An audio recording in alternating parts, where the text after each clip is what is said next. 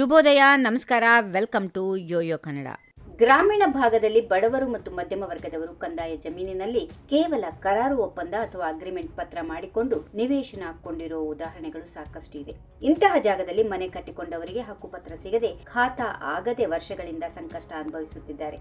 ಈ ಗಂಭೀರ ಸಮಸ್ಯೆಗೆ ಬೆಳಗಾವಿ ಅಧಿವೇಶನದಲ್ಲಿ ಈಗ ಒಂದು ಆಶಾಕಿರಣ ಮೂಡಿದೆ.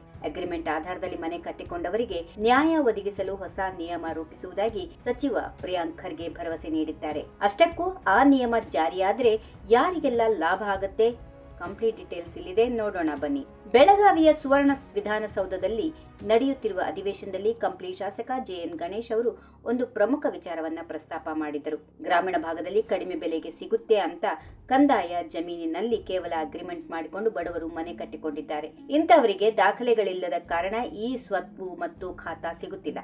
ರಾಜ್ಯಾದ್ಯಂತ ಇಂತಹ ಸಾವಿರಾರು ಪ್ರಕರಣಗಳಿದ್ದು ಇವರಿಗೆ ಸರ್ಕಾರ ನ್ಯಾಯ ಒದಗಿಸಬೇಕು ಅಂತ ಶಾಸಕರು ಮನವಿ ಮಾಡಿದ್ದಾರೆ. ಇದಕ್ಕೆ ಉತ್ತರಿಸಿದ ಸಚಿವ ಪ್ರಿಯಾಂಕ್ ಖರ್ಗೆ ಈಗಾಗಲೇ ಕಂದಾಯ ನಿವೇಶನಗಳ ದಾಖಲೆ ಪರಿಶೀಲಿಸಿ ಈ ಸ್ವತ್ತು ನೀಡಲು ಕ್ರಮ ಕೈಗೊಳ್ಳಲಾಗಿದೆ ಎಂದು ತಿಳಿಸಿದರು. ಕಂದಾಯ ಇಲಾಖೆಯ ಭೂ ಸುಧಾರಣಾ ಕಾಯ್ದೆ ಅಡಿಯಲ್ಲಿ ಇಂತಹ ಜನವಸತಿ ಪ್ರದೇಶಗಳನ್ನು ಕಂದಾಯ ಗ್ರಾಮಗಳಾಗಿ ಪರಿವರ್ತಿಸಿ ಹಕ್ಕುಪತ್ರ ನೀಡಲು ಅವಕಾಶ ಇದೆ. ಒಮ್ಮೆ ಕಂದಾಯ ಇಲಾಖೆ ಹಕ್ಕುಪತ್ರ ನೀಡಿದರೆ ಗ್ರಾಮ ಪಂಚಾಯಿತಿ ಮಟ್ಟದಲ್ಲಿ ಖಾತಾ ಮಾಡಿಕೊಡಲು ಯಾವುದೇ ಅಡ್ಡಿ ಇರೋದಿಲ್ಲ ಅಂತ ಸ್ಪಷ್ಟಪಡಿಸಿದರು. ಆದರೆ ಕ್ರಯ ಪತ್ರ ಇಲ್ಲದೆ ಕೇವಲ ಅಗ್ರಿಮೆಂಟ್ ಪತ್ರದ ಆಧಾರದಲ್ಲಿ ವಾಸ ಇರುವವರಿಗೆ ಖಾತಾ ಮಾಡಿಕೊಡುವುದು ಸದ್ಯದ ನಿಯಮಗಳ ಪ್ರಕಾರ ಕಷ್ಟದ ಕೆಲಸ.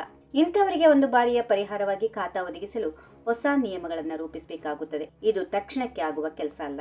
ಇದಕ್ಕೆ ಸಾಕಷ್ಟು ಕಾನೂನಾತ್ಮಕ ಚರ್ಚೆ ಮತ್ತು ಕಾಲಾವಕಾಶ ಬೇಕಾಗುತ್ತದೆ ಹೀಗೆಂದು ಸಚಿವರು ಸದನಕ್ಕೆ ತಿಳಿಸಿದರು. ಸದ್ಯ ಈ ಸಮಸ್ಯೆಯನ್ನು ಬಗೆಹರಿಸಲು ಕಂದಾಯ ಇಲಾಖೆ ಮತ್ತು ಗ್ರಾಮೀಣಾಭಿವೃದ್ಧಿ ಇಲಾಖೆಯ ಉನ್ನತ ಅಧಿಕಾರಿಗಳ ಜೊತೆ ಸಭೆ ನಡೆಸುವುದಾಗಿ ಪ್ರಿಯಾಂಕ್ ಖರ್ಗೆ ಭರವಸೆ ಕೊಟ್ಟಿದ್ದಾರೆ.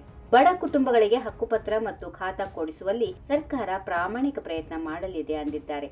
ಸರ್ಕಾರದ ಈ ನಿರ್ಧಾರದಿಂದಾಗಿ ವರ್ಷಗಳಿಂದ ಖಾತಾ ಸಮಸ್ಯೆಯಿಂದ ಕಂಗಾಲಾಗಿದ್ದ ಗ್ರಾಮೀಣ ಭಾಗದ ಜನರಲ್ಲಿ ಈಗ ಹೊಸ ಭರವಸೆ ಮೂಡಿದೆ.